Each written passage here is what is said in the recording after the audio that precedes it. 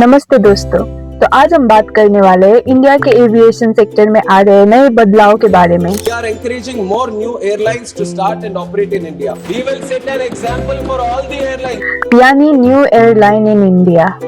और ये भी समझेंगे कि इन न्यू एयरलाइन की एंट्री क्यों जरूरी है। उड्डयन मंत्रालय ने भारत में 3 नई एयरलाइन कंपनियों को मंजूरी दे दी है।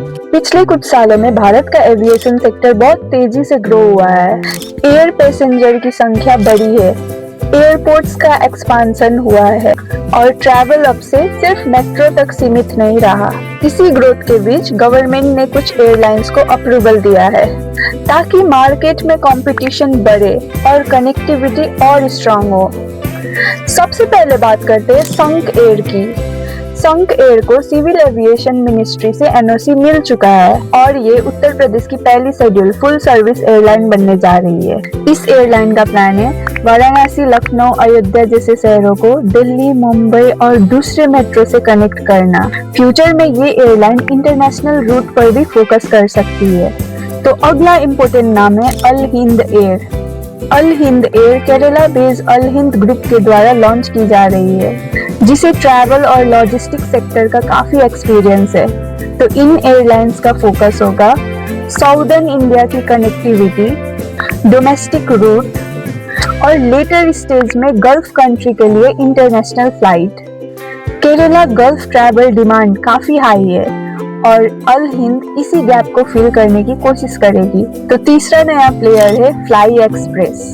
फ्लाई एक्सप्रेस को भी इनिशियल अप्रूवल मिल चुका है और इसका फोकस होगा डोमेस्टिक मार्केट में कंपटीशन बढ़ाना। एक्सपर्ट के मुताबिक ये एयरलाइन शॉर्ट और मीडियम डिस्टेंस रूट पर ऑपरेट करेगी, खासकर उन शहरों के लिए जहां अभी लिमिटेड फ्लाइट अवेलेबल है। अब सवाल ये है कि इतनी नई एयरलाइन जरूरत क्यों पड़ी? इसका जवाब थोड़ा मार्केट सेक्टर में छुपा है।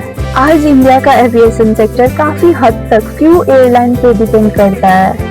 इंडिगो, जो इंडिया की सबसे बड़ी एयरलाइन है, डोमेस्टिक मार्केट पे लगभग 60% हिस्सा हैंडल करती है।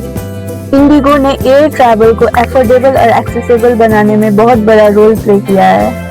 लेकिन जब एक ही एयरलाइन में सिस्टम ज्यादा डिपेंड हो जाता है तो कंपटीशन कम हो जाता है और अल्टरनेटिव्स लिमिटेड हो जाता है। इसीलिए गवर्नमेंट चाहती है कि ज्यादा एयरलाइन आए, रूट डाइवर्सिफाई हो और पैसेंजर के पास ज्यादा ऑप्शन हो।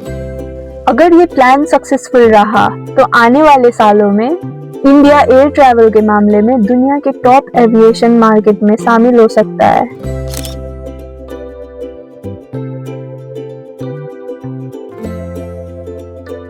लास्टली, अगर आपको ये वीडियो अच्छी लगी हो तो लाइक एंड सब्सक्राइब जरूर कीजिएगा। धन्यवाद।